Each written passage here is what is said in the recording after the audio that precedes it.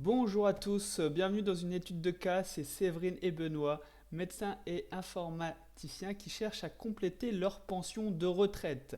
Cet article est tiré du journal Le Revenu et on va voir un petit peu ce qui leur préconise et je vais donner mes commentaires, pourquoi je ne suis pas d'accord et pourquoi je suis d'accord sur certains points.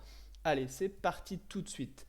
Donc Séverine et Benoît, couple artiste, 50 et 55 ans, avec des revenus élevés, 220 000 euros au total chaque année pour eux deux, qui souhaitent, en fait, quand on lit l'article, compléter leur pension de retraite et aider leurs deux filles. Ils ont quand même un patrimoine de 2,6 millions d'euros, donc c'est quand même pas le patrimoine de monsieur et madame tout le monde. 850 000 euros de cash disponible en soustrayant leur logement, résidence principale et résidence secondaire. Et ils ont des dépenses annuelles de 128 000 euros avec 46 000 euros d'impôts tous les ans. Alors, qu'est-ce que préconise le revenu? Il préconise d'ouvrir un PER. Effectivement, le PER, c'est 20 000 euros de souscription pour 8 200 euros de réduction d'impôts.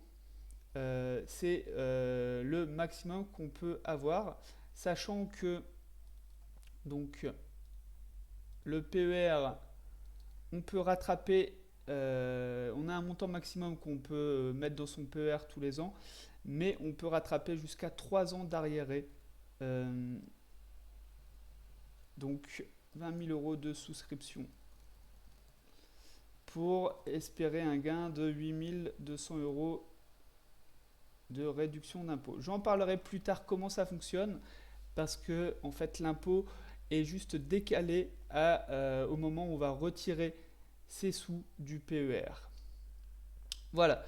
Une autre préconisation, c'est de donner, non pas de donner justement, mais c'est de prêter à leur enfant. Au lieu de donner, faire une donation, le revenu préconise de prêter, faire un prêt. Donc on peut faire des prêts entre particuliers avec les taux qu'on souhaite.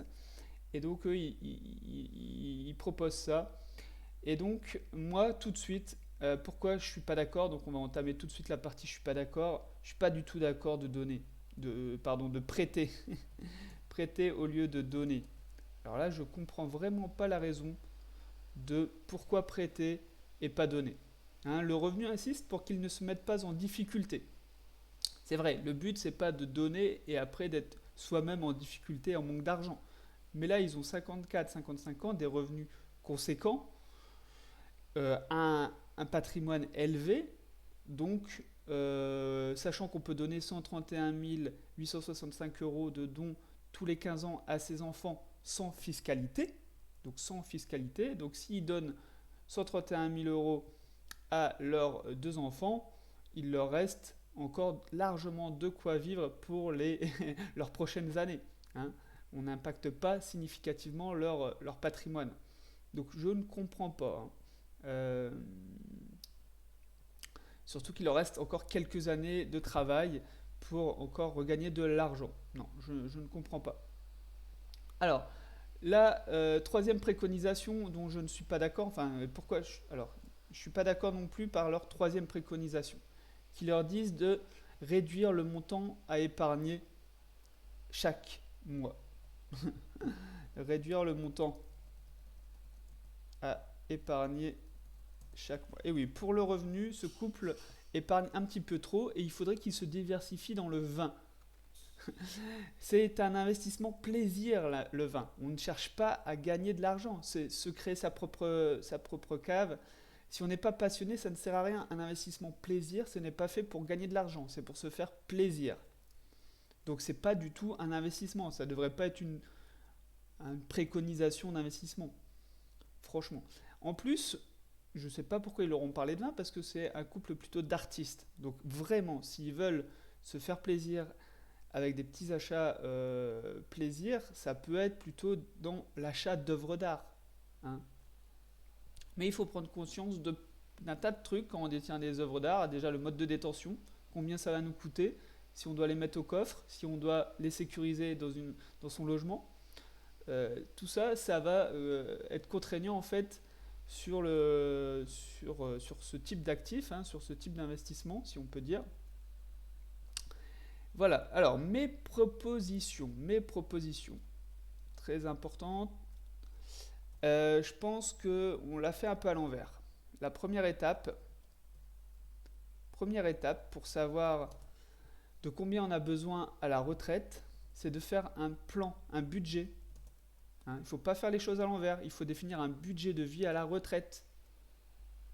Et après, on va pouvoir mettre en place des actions, des investissements pour atteindre ces revenus minimums. Mais si on ne sait pas de combien on a besoin, si on n'a pas de plan, c'est sûr qu'on va rater notre plan et qu'on va avoir des mauvaises surprises après. Donc ça, je suis un peu déçu qu'ils ne leur disent pas de définir un budget de vie. Ça va être définir de combien ils ont besoin, où ils veulent vivre, ce qu'ils veulent faire plus tard. Voilà, des choses pas si compliquées, mais d'anticiper un petit peu et prendre en compte l'inflation, parce que on le sait bien, de plus en plus en ce moment, 10 000 euros en 2030, avec 10 000 euros, c'est même 10 000 euros en 2050, hein, si on vit jusqu'à 85 ans, ce qui n'est pas non plus idiot, hein, de prévoir sur 20 ans après la retraite. Bah, c'est 10 000 euros en 2050, on ne sait pas combien ça va coûter, mais beaucoup moins en pouvoir d'achat. Donc il faut prévoir aussi des revenus qui augmentent en même temps que l'inflation pour ne pas avoir son niveau de vie baisser à cause de l'inflation qui augmente. Alors, ouvrir un PER. Ouvrir un PER, pourquoi c'est une bonne idée? Oui, c'est une bonne idée, moi je trouve. Bravo, bravo le revenu, hein. Il ne faut pas que n'importe quoi comme préconisation. Mais il faut bien comprendre comment ça fonctionne, hein. C'est pas magique, ça décale votre fiscalité. Aujourd'hui, vous avez un TMI, une tranche moyenne d'imposition, je ne sais pas, de 40%. Au lieu d'être imposé tout de suite à 40%, vous pouvez décaler vos revenus quand vous serez à la retraite et là où vous gagnerez moins d'argent et donc vous aurez peut-être une TMI à 30 ou encore dans une tranche en dessous, peut-être. Et du coup, vous serez moins fiscalisé sur ces prochains revenus. Ensuite, le PER, c'est comme une assurance vie. On met un peu tout et n'importe quoi dedans. Et il faut faire attention au type de contrat qu'on va prendre. Il y a des contrats très très chargés en frais. Donc il y a des frais par exemple de 0,68 à 1,45% par an selon les PER. Donc il faut prendre bien sûr les meilleurs PER avec les moins de frais possibles et avec le plus de support d'investissement, plus de trackers, le plus d'obligations possibles, ou en tout cas qui correspondent à vos besoins. Donc on n'ouvre pas un PER pour ouvrir un PER, il faut savoir aussi ce qu'on met derrière. Est-ce qu'on investit en bourse? Est-ce qu'on investit dans des produits moins risqués, même si la bourse sur le long terme c'est très peu risqué au final, même si personne ne le comprend ça, mais dans la durée, la bourse est peu risquée. Sur plus de 8 ans, il y a très très peu de risques de perdre de l'argent. Et ça serait même une folie, je dirais, de ne pas investir en bourse quand on a un investissement de 8, 10, 15, 20 ans avant de récupérer ses sous. Voilà. Voilà, donc il y a des super blogs qui parlent du PER, donc je les mettrai en description de cette vidéo. Investir et devenir libre, ce que vous devez savoir, un retour d'expérience sur son plan, son PER, pourquoi vous devriez ouvrir un PER. Franchement, il explique en détail comment ça fonctionne, les pièges à éviter et les PER ou le PER qu'il utilise, qui est celui de Linksea Spirit PER, avec donc Linksea, un courtier en ligne qui ne fait pas que des PER, qui fait aussi des excellentes assurances vie, que j'ai testé moi aussi et qu'il recommande. Alors bien sûr, ça sera à vous de faire votre comparaison, mais je pense qu'on n'est pas loin d'avoir un très très bon produit avec Linksea.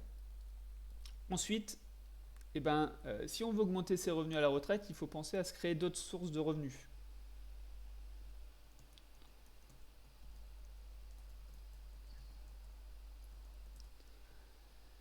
Et donc l'erreur aussi, c'est de chercher des entreprises à dividendes. C'est peut-être cette erreur-là qui va leur tomber dessus. Ouais, moi je veux des revenus supplémentaires, je veux des dividendes. C'est ce qu'on voit beaucoup sur Internet. Non, il faut chercher d'abord des bonnes entreprises avant de chercher des entreprises avec des dividendes. Hein. Vous ne mettez pas la charrue avant les bœufs, là aussi. Il faut chercher les bonnes entreprises au lieu de chercher les entreprises à dividendes. On a aussi des obligations, j'en parle assez souvent maintenant. Les obligations redeviennent intéressantes pour se protéger de l'inflation. 4% en ce moment. Donc, on a 1 million à 4%, ça nous fait 40 000 euros à l'année de revenus. Bien sûr, il faut encore enlever les impôts, mais pour eux qui ont un patrimoine de 2,6 millions, 1 million à 4% sans aucun risque, pour le coup, ça permet de ne pas toucher à son capital d'1 million et de recevoir 40 000 euros tous les ans. Par exemple, on a l'immobilier pierre-papier, évidemment, qui donne des revenus intéressants. Moi, je vais plutôt parler des rates aux États-Unis, de l'immobilier coté en bourse. Voilà. On a aussi, quand on investit en bourse, l'idée de revendre tous les ans 4% de son patrimoine investi en bourse, ce qui nous permet en fait